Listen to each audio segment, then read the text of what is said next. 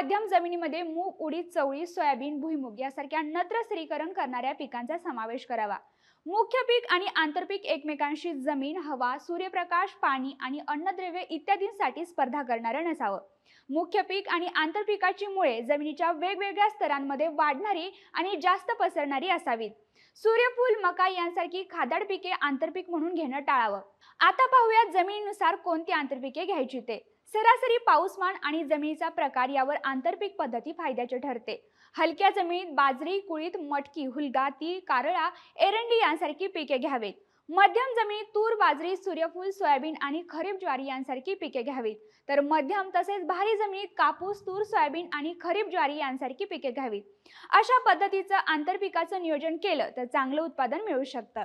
ही माहिती आवडल्यास जास्तीत जास्त शेतकऱ्यांना शेअर करा आणि अशाच नवनवीन माहितीसाठी ॲग्रोवनला आता सबस्क्राईब करा।